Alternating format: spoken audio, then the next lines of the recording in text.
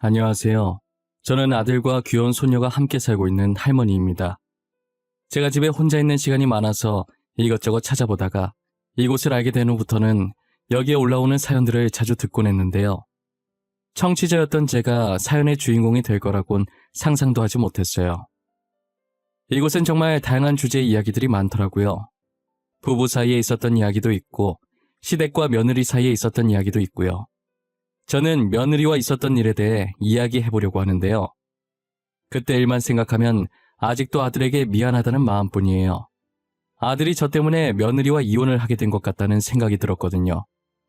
이런 얘기 어디에도 해본 적 없었는데 여기는 익명이라고 하니 용기를 내어 사연을 보내보려고 합니다. 제 사연은 불과 몇 달 전에 일어났던 일이에요. 저는 어머니께서 저를 낳다가 세상을 떠났어서 어머니의 정을 느껴본 적이 한 번도 없었어요. 아버지께서도 평생 여자는 저희 어머니만 바라보셨기 때문에 재혼도 하지 않으셨거든요. 그래서 저는 결혼할 때까지 홀아버지 밑에서 자랐었어요. 만약 제가 결혼하게 된다면 자식들에게 좋은 어머니가 되어줘야겠다는 생각을 항상 하고 있었어요. 그렇게 남편을 만나서 아들을 낳고 제가 못 받아봤던 어머니의 사랑을 아들에게 아낌없이 줬었죠. 아들은 저희의 사랑을 받고 자라서 그런지 누구보다 당당하고 씩씩하게 잘 자라주었어요. 그렇게 아들이 20살이 되던 해에 성인이 된 기념으로 가족여행을 가게 되었는데요. 저와 아들은 이 여행이 남편과의 마지막 이별 여행이 될 거라곤 상상도 못했죠. 저희는 신나게 잘 놀았고 집으로 돌아오는 길에 눈이 많이 왔는데 그때 사고를 당하게 되었어요. 그런데 사고 날 때 남편이 저희 지키겠다고 자기 쪽으로 핸들을 꺾어버린 거예요. 그래서 남편이 타고 있던 앞좌석이 많이 망가졌고 아들과 제가 타고 있던 뒷좌석은 아무 피해가 없었죠. 남편은 그 자리에서 세상을 떠나고 저와 아들은 타박상만 입고 살아있었어요. 저는 사고로 남편을 잃은 이후로 한동안은 정신을 차릴 수가 없었어요. 정신을 차리려는 의지가 없었다는 게 더 맞는 말이겠네요. 앞으로 남편 없이 살 생각을 하니 정말 눈앞이 캄캄해지더라고요. 저는 늘 남편과 평생 함께 살 생각만 했지 남편이 제 곁을 떠날 거라는 상상을 해본 적이 없었거든요. 남편 장례식도 어떻게 했는지 지금 기억을 더듬어 보려고 해도 생각이 잘 나지 않아요. 제가 그때 정신을 놓고 있었어서 통으로 기억이 날아간 것 같아요. 장례식장 예약도 조문객 받는 것도 아들이 다 하지 않았을까 싶네요. 아들이 티는 안 냈었지만 당시의 아버지에 이어 저까지 잃게 될까봐 엄청 겁이 났었다고 하더라고요. 제가 정신을 차리게 된 게 아마도 꿈에서 아들이 울고 있는 모습이 나온 뒤였던 것 같아요. 저까지 세상을 떠나게 되면 아들 혼자서 이 험난한 세상을 살아가야 하잖아요. 아직 아들 결혼하는 것도 못 보고 손자도 못 봤는데 이대로 떠나면 안 될 것 같더라고요. 그래서 아들을 위해 남편 없이도 열심히 살아봐야겠다는 다짐을 하게 된 거죠. 아들 결혼할 걸 생각하니 혹시나 제가 홀어머니라서 아들 결혼에 지장이 갈까봐 걱정이 되는 거예요. 나쁜 짓을 해서 홀어머니가 된 것은 아니지만 그래도 아버지가 있는 것과 없는 것은 차이가 크잖아요. 저는 아들이 결혼하기 직전까지 그 걱정을 하느라 하루하루 10년씩 늙는 기분이었어요. 그러다 아들이 제게 결혼하고 싶은 사람이 있다고 집으로 아가씨 한 명을 데리고 온 거예요. 여자친구 만나고 있는지도 몰랐는데 3년 정도 만났다고 하더라고요. 아가씨는 수줍게 아들 뒤에서 나와 살짝 웃으며 제게 인사를 했어요. 안녕하세요, 어머님. 저는 지혁이 여자친구 박지희라고 합니다. 처음 인사드리네요. 지혁이한테 어머니 말씀 되게 많이 들었어요. 사진도 봤는데 실물이 훨씬 젊어 보이시고 이쁘세요. 어머, 그래요? 고마워요. 요즘에 같지 않게 말을 어쩜 이렇게 이쁘게 할까? 아들, 우리 아들한테 이렇게 이쁜 여자친구가 있었어? 여자친구가 있으면 진작 말을 하지 그랬어. 확실히 결혼하고 싶은 사람이 생기면 그때 말하고 싶어서 미루다 보니 그렇게 됐어요. 이해해주세요, 어머니. 아들, 확실한 거 좋아하잖아요. 그치, 맞지. 지아비를 쏙 빼닮아서 확실한 거 아니면 안 하지. 잘 왔어. 마침 저녁 하려던 참인데 저녁 먹고 가요. 시간 괜찮죠? 내 음식이 입맛에 잘 맞을지 모르겠네. 걱정과는 달리 다행히도 아들은 참하고 착한 며느리를 데리고 왔더라고요. 저는 제 주변에 결혼하고 변하는 며느리를 많이 봐서 끝까지 의심의 끈을 놓지 않았었어요. 그런데 며느리는 다른 집 며느리들과 다르게 결혼하고 시어머니와 함께 살기 불편하고 힘들 텐데도 퇴근 후에 혼자서 집안일까지 다 하고 제게 무척이나 싹싹하게 대하더라고요. 저도 그런 며느리의 모습을 보고 가식은 아니구나 싶어서 마음을 열게 되었어요. 며느리와 저는 빠르게 가까워졌고 다른 사람이 보면 친모녀지간이라고 착각할 만큼 친하게 지냈었어요. 호칭도 저는 며느리에게 딸이라고 했고 며느리는 제게 엄마라고 했었죠. 아들이 질투를 느낄 만큼 둘이서 쇼핑도 가고 맛있는 곳도 자주 먹으러 다녔었어요. 자주 가는 가게 사장님은 저희가 친모녀인 줄 알고 엄마랑 딸이 보기 좋다고 칭찬까지 해주시더라고요. 저희는 딱히 부정하지 않고 보기 좋아 보이냐고 감사하다고 웃으면서 맞받아치곤 했어요. 며느리가 저와 이렇게 가깝게 지내게 된 게 자신의 어머니에게는 느껴지지 않는 정이 저한테 느껴졌대요. 한날은 며느리가 제게 안사돈과 자신에 대해서 이야기해 주더라고요. 어머님, 제가 그이랑 어머님께 말 못한 게 하나 있는데요. 사실 저희 어머니 말이에요. 제 친어머니가 아니세요. 아빠랑 몇 년 전에 재혼하신 분이세요. 그러니? 난 전혀 몰랐어. 안사돈께서 너를 엄청 챙기시길래 당연히 친딸인 줄 알았지. 전혀 눈치 못 채고 있었어. 비밀로 하려던 것 같은데 나한테 말해도 되는 거야? 어머님은 괜찮을 것 같아요. 대신 남편한텐 비밀이에요. 아셨죠? 아직은 말하고 싶지 않아요. 지금 남편이 새어머니랑 잘 지내고 있는데 괜히 저 때문에 어색해지는 거 싫어요. 그랬구나. 나도 너한테 들은 말 아들에게 말 안 하마. 너도 그동안 혼자서 많이 힘들었겠구나. 얼마나 마음이 무거웠겠어. 지금 나한테 말하는 것도 쉽지 않았을 텐데. 알고 보니 안사돈이 며느리를 낳아주신 친모가 아니라 몇 년 전에 재혼한 계모라고 하더라고요. 며느리랑 친해지려고 노력은 하는 것 같은데 진심이 보이지 않아서 마음을 쉽게 못 열었다고 하는 거예요. 제게는 잘 나오는 엄마 소리도 안사돈한테는 아직 한 번도 하지 못했다고 하더라고요. 그런 속사정이 있는지 몰랐는데 며느리를 보니 어릴 때 저를 보는 것 같아서 참 안쓰러웠어요. 그 이야기를 듣고 제가 더 잘해줘야겠다는 생각이 들었죠. 아들이 결혼한 지 2년 만에 드디어 며느리가 임신을 했다는 소식을 듣게 됐어요. 그런데 임신 소식에 누구보다 기뻐해야 할 며느리가 안색이 많이 좋지 않더라고요. 저는 혹시라도 며느리가 어디 아픈 게 아닌지 걱정이 됐어요. 아가, 이렇게 좋은 날 표정이 왜 그래? 어디 아픈 곳이라도 있는 거야? 아들아, 며느라기 데리고 병원 다시 가봐야 하는 것 아니니? 아니에요, 어머님. 저 아픈 곳 없어요. 그냥 조금 걱정이 돼서 그래요. 뱃속의 아가가 아들이 아니면 어쩌나 싶은 생각이 들어서 미리부터 걱정이 되네요. 난 또 뭐라고. 아들이든 딸이든 뭐가 중요해. 성별이 어떻든 똑같이 내 핏줄인걸. 나는 그런 거 안 따지는데 설마 너가 아들, 딸 따지고 그러니? 아휴, 그런 거 아니에요. 혹시나 어머님께서 아들 원하고 계실까봐 그런 거였어요. 사실 저는 딸을 더 낳고 싶었거든요. 아무래도 같은 여자니까 나중에 말이 잘 통할 것 같아서요. 그래, 나도 손자보다 손녀가 좋더라. 옆집도 손녀 낳았는데 얼마나 애교가 많던지. 요즘은 손녀가 대세라더라고. 옆집 손녀 보니까 그 이유를 딱 알겠어. 며느리는 손자가 아니면 어떠냐고 걱정했지만 저는 손자든 손녀든 아무 상관이 없었어요. 지금이 조선시대도 아니고 요즘 누가 아들, 딸 가리나요? 그저 아이가 무사히 태어나주고 며느리가 몸 조심히 아이를 낳기만을 바라고 있었죠. 아무래도 저희 어머니가 저를 낳다가 돌아가셨다 보니 저는 온통 며느리 걱정뿐이었어요. 일정 기간이 지나면 아이 성별을 알 수 있어서 저희는 미리 손녀가 태어날 거라는 걸 알게 되었어요. 뱃속에서부터 효녀인 건지 입덧도 없었고 새벽에 움직이거나 발로 차지도 않았다더라고요. 어느 정도였냐면 너무 조용해서 아이가 혹시 죽은 게 아닐까 잠깐 의심을 했을 정도로 얌전했대요.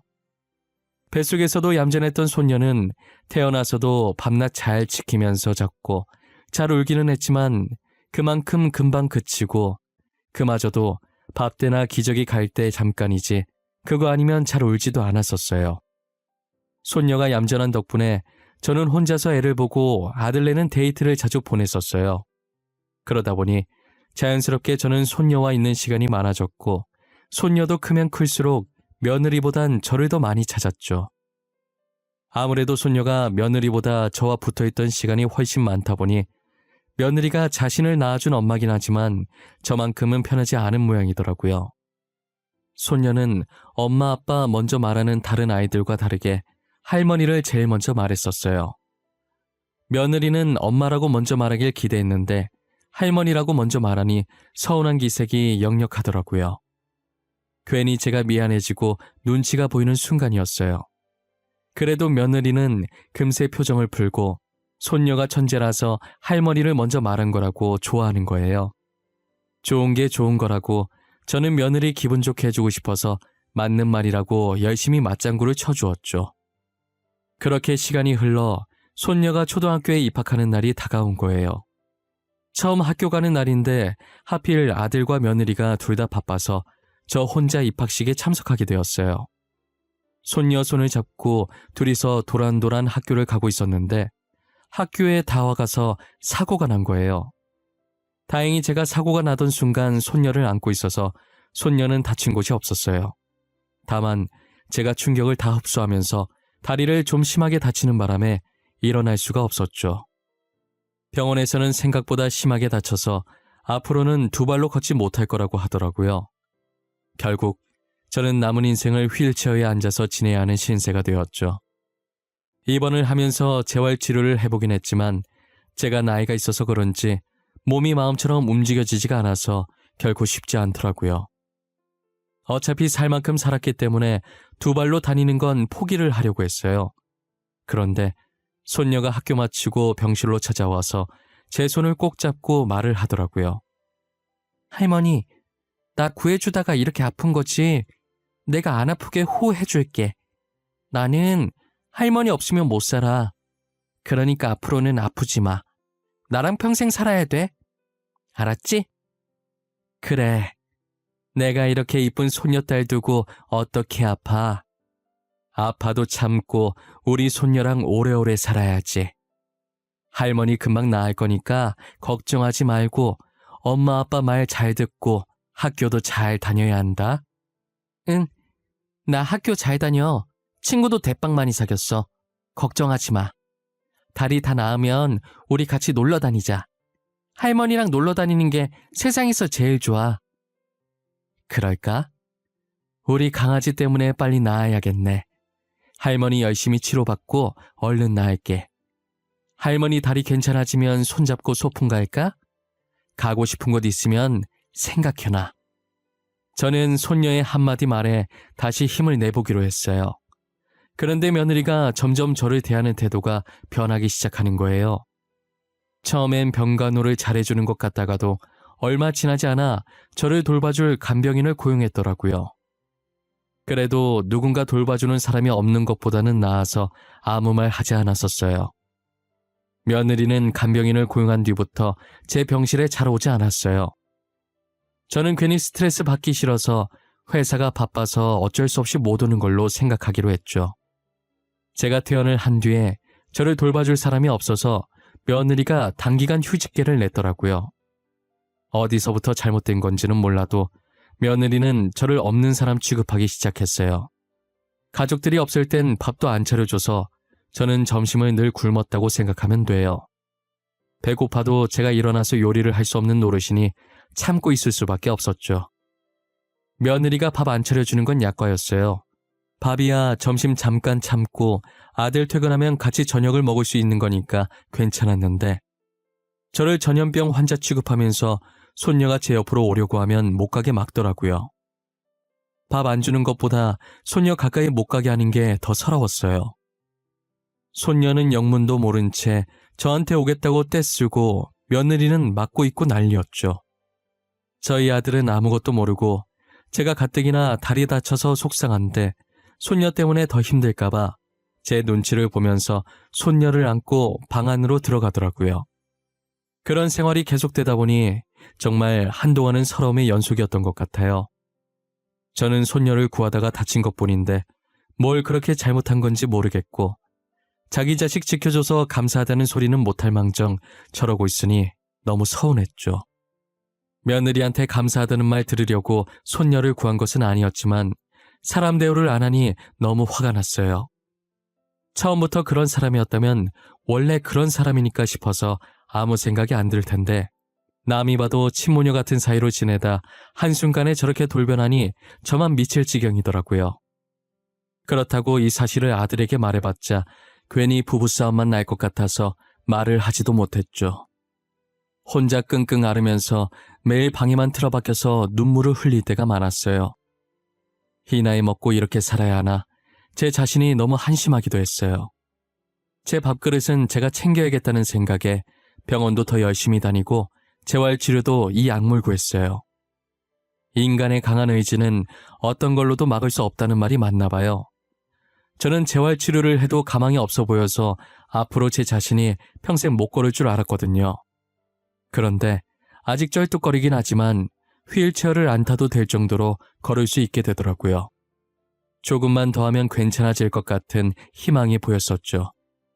손녀와 함께 놀러 다닐 생각에 벌써부터 들떠 있었죠. 절뚝거리며 걸을 순 있어도 오래 서 있지는 못해서 요리할 정도는 아니었어요. 그래서 한날은 저녁이 너무 길게 느껴지고 그날따라 배도 엄청 고픈 거예요.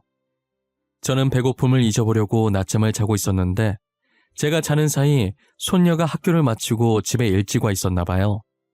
자고 일어났더니 손녀와 며느리가 이야기를 하고 있는 소리가 들리더라고요.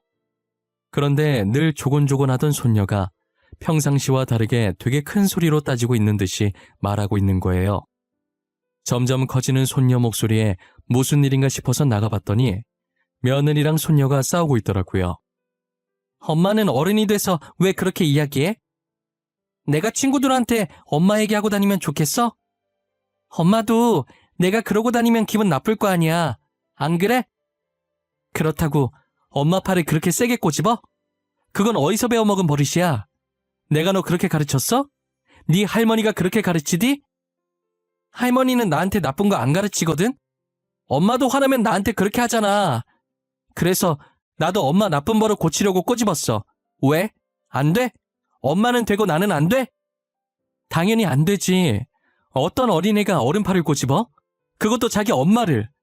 너 그거 되게 잘못된 행동이야. 알아? 엄마도 다른 사람한테 남 욕하는 거 되게 나쁜 행동이야. 맨날 친구한테 할머니 욕하잖아. 우리 할머니 욕먹을 짓 한 거 없는데 왜 욕먹어야 되는데? 엄마는 학교에서 남 욕하지 말라고 안 배웠어? 알고 보니 며느리가 친구랑 통화하면서 제 험담을 좀 했던 것 같더라고요. 그걸 들은 손녀가 저 대신 화를 내주고 있었던 거죠. 손녀 하는 얘기 들어보니까 며느리가 제 험담을 한 게 한두 번이 아니었던 것 같았어요. 결국 며느리와 싸우다 울분이 찼는지 손녀가 말하다가 울기 시작하더라고요. 제가 손녀를 달래주려고 다가오자 며느리가 저를 째려보는 거예요. 마치 저 때문이라는 듯 저를 원망한다는 듯한 표정을 하고서요. 저는 일단 울고 있는 손녀를 달래서 제 방으로 데리고 들어왔어요. 손녀는 제 방에 들어오자마자 저를 안고 뭐가 그렇게 서러운지 숨이 넘어갈 듯 우는 거예요. 제 품에서 떨어지려고 하지 않길래 가만히 등만 토닥토닥 해줬어요. 어느 정도 진정이 됐는지 제게 무슨 일이 있었는지 말을 해주더라고요. 우리 강아지 울면 못생겨지는데 눈물 닦는다고 하도 얼굴을 비벼서 이쁜 얼굴 다 망가지겠어. 지훈이는 웃을 때가 제일 이쁜데 지금은 불어터진 찐빵 같네. 할머니 너무 불쌍해. 엄마는 미워. 할머니가 아프고 싶어서 아픈 것도 아닌데. 그리고 내가 할머니 더 좋아하는 게 어때서 그러는 거야? 같은 가족이잖아. 그게 무슨 말이야? 누가 너한테 뭐라고 해? 혹시 너네 엄마가 자기보다 나를 더 좋아해서 싫대? 응, 엄마가 싫대. 짜증난대. 내가 처음 말할 때 엄마라고 안 하고 할머니라고 해서 싫고 할머니 병원에 있을 때 내가 맨날 할머니만 찾아서 싫대. 할머니라는 단어 쓰지 말래. 며느리가 저를 그토록 미워했던 이유를 이제야 알 것 같았어요. 제가 병원 입원했을 때부터 며느리가 변하기 시작했었는데 손녀 말 들어보니 시기도 비슷하게 딱 들어맞더라고요. 자신은 딸을 너무 사랑하는데 딸은 저만 찾고 있으니 질투심에 더욱 그랬던 것 같아요. 제가 미워지기 시작하니까 이제 제 행동 하나하나가 다 미워 보이고 안입고와 보였던 거죠. 그래서 손녀와 저를 떨어뜨려 놓으려고 일부러 그랬던 거예요. 하지만 떨어뜨리려고 하면 할수록 손녀가 저를 찾는 게 심해지고 며느리는 며느리대로 스트레스 받고 그러다 보니 이 지경까지 오게 된 것 같아요. 근데 며느리가 어린 손녀 있는 앞에서 자기 친구한테 제 흉을 심하게 보긴 했더라고요. 자기한테서 손녀 뺏으려고 일부러 사고 내서 지켜준 척한 거 아니냐느니 손녀한테 동정표 얻으려고 움직일 수 있으면서 휠체어 타고 다닌 거라느니 막말을 많이 했었어요. 그야말로 며느리는 비뚤어진 모성애의 표본이었죠. 아무리 질투가 났다지만 이제 겨우 초등학교 들어간 어린 손녀 앞에서 어떻게 그런 막말을 퍼부을 수 있단 말입니까? 솔직히 마음 같아선 그 소리를 듣고 며느리와 한바탕 하고 싶었지만 가정의 평화를 위해서 제가 참으려고 했어요. 괜히 말 꺼냈다가 아들이 상처받을 것이 분명했고 아들 성격에 바로 이혼 도장 찍을 게 뻔했거든요. 저 하나 때문에 손녀를 엄마나 아빠 없는 아이로 만들고 싶지 않았어요. 그런데 손녀는 제 생각과는 많이 달랐던 모양이에요. 다 같이 저녁을 먹고 있는데 아들에게 오늘 있었던 일을 이야기하더라고요.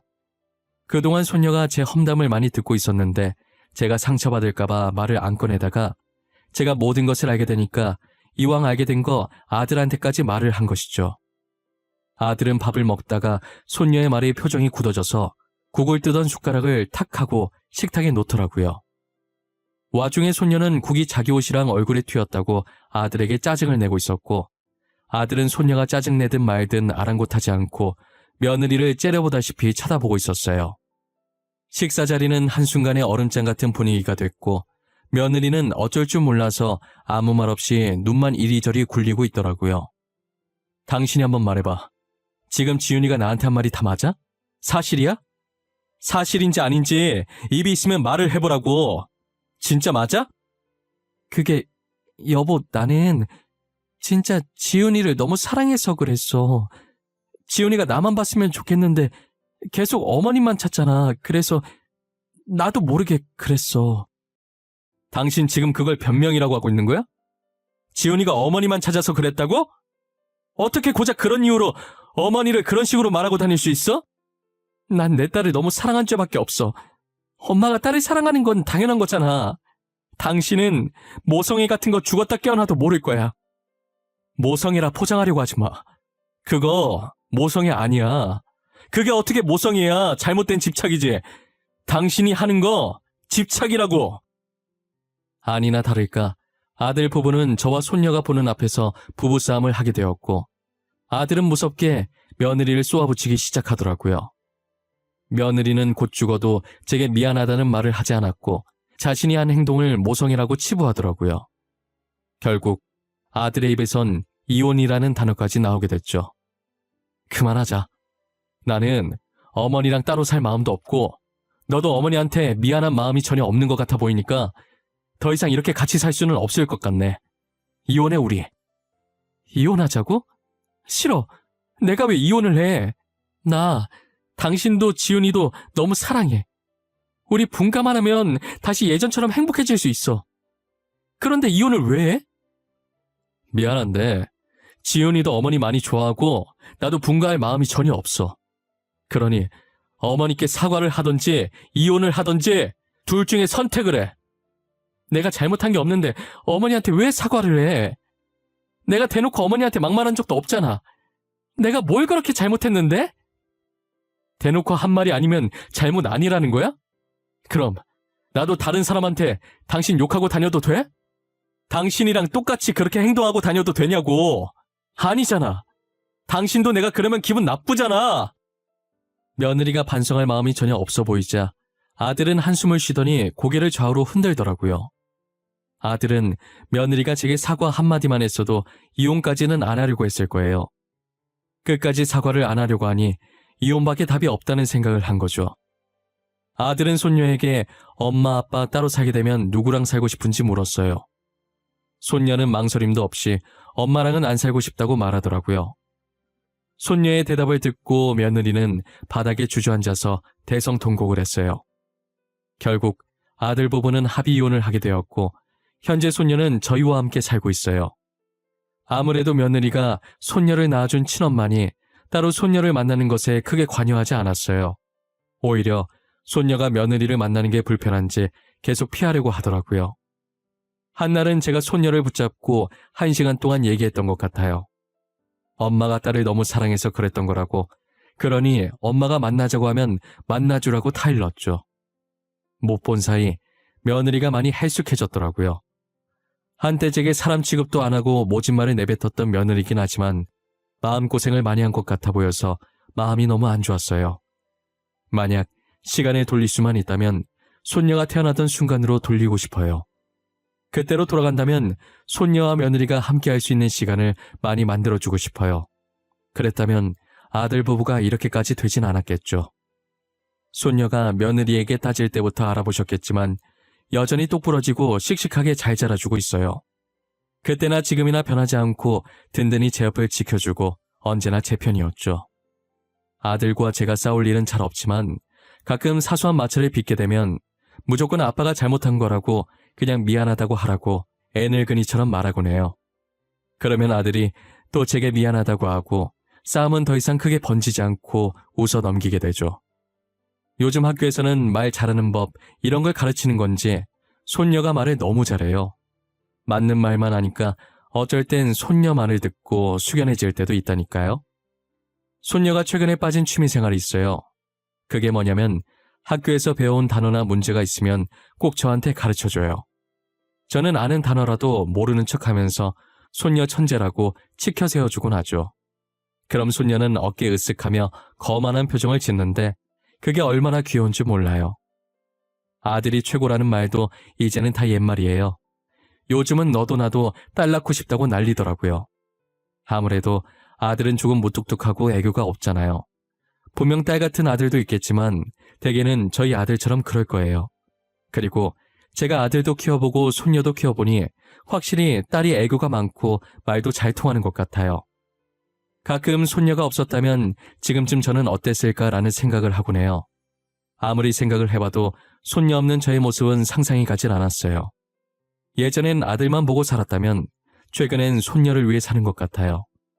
저는 지금 제 생활에 충분히 만족하며 살고 있어요. 돈보다도 소중한 아들과 손녀와 함께 말이에요. 그리고 최근 병원에서 좋은 소식이 들려왔어요.